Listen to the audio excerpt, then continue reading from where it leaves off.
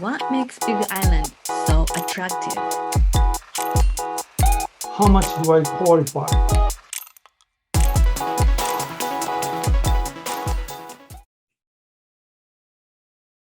First of all, I would like you to feel what is your why? That is, what is your purpose? Why do you want to buy a home on the Big Island? What do you want? What do you want it for? I want to be able to have dogs and play with them in my own yard. I want to have a gourmet kitchen and cook great food for my family. I want to start building equity rather than paying rent. I want to have a home office for my business and save some taxes. Write down your why, your purpose, and be clear about your goals. Now, let me introduce myself. I am Yoko Humphries. I assist buying and selling homes on the Big Island. I work at eXp Realty and lived in Kona for 20 years. I was born and raised in Osaka, Japan. Because of my father's work, we lived in Los Angeles, California for 2 years when I was 13 and 14 years old. We returned to Osaka and I lived there until I came to the Big Island at the age of 34. After graduating from university, I got a job at a department store in Osaka called Daimaru and worked there for 11 years. I have experience in women's clothing sales, marketing planning, and public relations. After that, I left the company, came to the Big Island, and studied massage therapy for a year and a half. While studying massage, I met my husband and got married and decided to live here. I worked as a massage therapist and as a shop owner of massage and acupuncture for about 15 years. I got a real estate license in 2016 and started working as a real estate agent. Did you know that Hawaii is the 50th state of the United States and has 8 major islands? Honolulu, the capital city of Oahu, is what most people think of when they hear the word Hawaii. Waikiki Beach and Diamond Head are famous. The total population of Hawaii is about 1,455,000 and 950,000 people live on Oahu. The island of Hawaii, where I live, is the largest island on the far right of this map and is commonly called the Big Island. It is about 7 times the size of Oahu. The population of the Big Island is about 185,000. It is located at the southernmost tip of the United States. There are many people from the mainland US and worldwide that wants to move and live here. What makes Big Island so attractive? Many people say it is surrounded by nature, a relaxed lifestyle, and the island's unique diversity. The first things to consider when buying a home on the Big Island is that we have microclimate, and the climate varies considerably from place to place. So, what does it mean? One of the factors that bring diversity to Big Island is the unique topography and the climate that results from that. There are 5 major climate zones in the world, and 4 of them are on the Big Island. There are about 30 types of subclimate zones that divide the 5 major climate zones, and 10 of them have been confirmed on the Big Island. No other Hawaii islands have such a variety of climates. The Hilo area on the east side has a humid tropical climate and receives more than 200 inches of annual rainfall, making it the wettest place in the United States. Kailua Kona, which has a steppe climate on the west side, is said to have a clear sky rate of over 90%. When buying a home, it is important to choose a region with a climate that suits you. The second thing to consider when buying a home on the Big Island is the volcano and lava zone. Big Island is famous for its volcanoes. But did you know that there are 5 volcanoes on the island? The Big Island is made up of 5 shield volcanoes. They are Kohala, extinct volcano, Mauna Kea and Hualalai, dormant volcanoes. Mauna Loa is an active volcano. In fact, it erupted for the first time in 38 years in December 2022. And the famous Kilauea is an active volcano. Does anyone know what the numbers 1 to 9 on the map on the right indicate? This marks the lava flow hazard zone map, as known as lava zone on the Big Island. Lava zones were prepared by the United States Geographical Survey geologists to indicate the degree of hazardous area based on past volcanic activity and the way lava flows. Lava Zone 1 is the most hazardous area and includes the volcanic vents in the summits and fissure-prone areas called rift zones. Lava Zone 9 is considered the least hazardous region.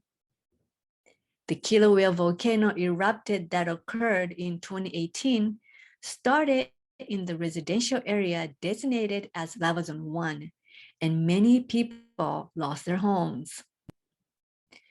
Houses in Lava Zone 1 may not be able to obtain fire insurance for their homes, and even if they do, the insurance premium will be higher than usual.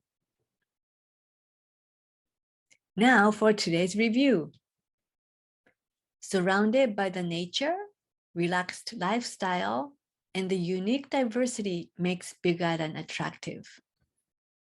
The first thing to consider when buying a home is that the climate varies considerably depending on the location. Choose the climate that suits you. The second thing to consider is the volcano and lava zone. Lava Zone 1 is the most hazardous area. Now for the quiz. 1. How many volcanoes are there on the Big Island? 2. How many climate zones and subzones are confirmed on the Big Island? 3. What lava zone is the most hazardous? Do you remember? The answer is the Big Island has 5 shield volcanoes. There are 4 major climate zones and 10 subzones on the island. Lava Zone 1 is the most hazardous. These are very important factors when choosing a place to buy a home, so please keep them in mind. Lastly, I would like to give you a quote to all of you. These are the words of the German writer Goethe. Dream no small dreams, for they have no power to move the hearts of men. That's all for me today. Now I would like to move on to Shinichi's presentation. Okay, thank you. Then I'm going to share my file. Good evening, I guess. My name is Shinichi Matsumoto. I'm a loan officer with Crosscountry Mortgage. Today, I would like to share some of basic mortgage information, so you might be prepared for the mortgage purchasing a property. So let's see. We often ask whether to keep renting or buying. And as a homeowner, I can tell you buying a property comes with a financial benefit, such as tax benefits or building equity. Also, it comes with a non-financial benefit, such as pride of ownership and family stability, and you get to buy pets. So that makes a difference. So there are two components when it comes to purchasing a property, mentally and emotionally, and financially. So let's take a look at mentally and emotionally parts. So you really want to know the reason for purchasing. Either rent is rising or family size is growing, or you want to build equity. You certainly want to question whether you are going to stay in the house for a few years, or if you are going to purchase a property with a co-borrower or co-signer, and so on. And owning a home is a big deal, and it takes commitment. So certainly you want to ask yourself if you are willing to put some work. Now, when it comes to financial aspect, often people ask me, how much do I qualify? For me to answer that question, I need to have these informations: credit, monthly survival numbers, cash, income, and debt to income ratio. So let's take a look at the credit. So credit, please be aware there are three types of credit, FICO scores. First one being for credit card, and second one is for auto. Third one is for mortgage. So but obviously mortgage FICO score tend to be the lowest among all these scores. And monthly survival numbers, we somehow we looked at it as the reserves, which we're going to cover. I'm going to cover it later shortly. And then cash. In this case, we often consider this as a liquid asset. So it can be a cash in a checking account or in a savings account or brokerage account. It could be stocks, bonds, mutual funds, or treasury bills. For 401k, retirement accounts, they are all considered part of cash. And then income, debt to income ratio as well. Now, let's take a look at the credit score. Credit score, FICO scores consist of 5 factors that influence FICO scores. And obviously, by far, most important part is payment history. We take a look at it and then make sure every payment is made on time, amounts owned and balance, length of credit and type of credit, and then new credit. They all matters. If you were to ask, how much FICO score should I have before applying for a mortgage? And my answer would be higher the better. So let's take a look at this 740 or plus, this case. Generally speaking, this class is considered tier 1 credit, okay? That means lenders are likely to give the most favorable rates, meaning you're gonna get the lower interest rate. So lower the interest, lower the FICO scores are, higher the interest rate will be. Now, another aspect of FICO score is that determines which loan type will work for you. For example, conventional and USDA tend to be more selective when it comes to FICO score, while FHA and then VA tend to be lenient with FICO scores. Now, monthly survival numbers, we often consider this as a reserves. So if you can fill out and then figure it out how much you need to survive. Now, lenders look at 6 to 2 months of survival reserve funding is considered good reserve, good solid reserves. That could possibly help you to qualify for a mortgage too. Here you are looking at three types of loans: conventional, government, and jumbo. Now let's take a look at the minimum down payment. You see this 3%, which works for those whose earning is 80% of area median income. This is example in case of a two people, their combined earning is less than $76,000, then they can use 3% for down payment. But if they earn more than $76,000, then they will have to put 5% down payment. And government loans, FHA requires 3.5% for down payment, while BA and USDA requires 0 down payment. Jumbo, in this case, they put 3.5. Maximum loan amount. Here it says up to $647,200, which is true for the most of US, but here in Hawaii, the maximum loan amount is $1,089,300. And government loan has a different, very different loan maximum amount, and so does jumbo. Here it says 5 million. Now gift funds, which is critical here. So in these all three types of loans, they approve 100% of gift funds, meaning you can utilize 100% of that gift funds toward down payment and closing costs. By that way, you don't have to wait to save up all for the down payment and closing cost. And then closing costs, usually it varies, but usually 2 to 5%. That includes items such as home inspection, appraisal, homeowners insurance, attorney's fee, lender's fee, titles, and transfer taxes. This appraisal, it shows $350 to $500, which could be true for the mainland, but here in Hawaii, you are looking at higher expense, somewhere between $700 to $1,500. Now, your income.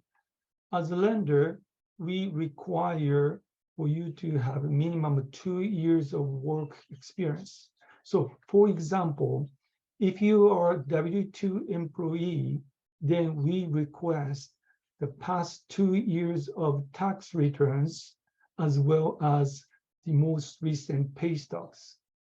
Likewise, if you are self-employed, then we are going to request the past 2 years of tax returns as a self-employed, plus we're going to ask for year to today's income statement or profit and loss statements.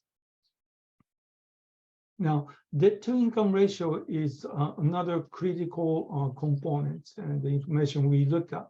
So here you see 43% or 57%, but we're going to focus on 43% or less. This is the conventional mortgage suggested DTI, debt to income ratios. What does that mean? It means conventional mortgage prefers your monthly debt payments to be below 43%.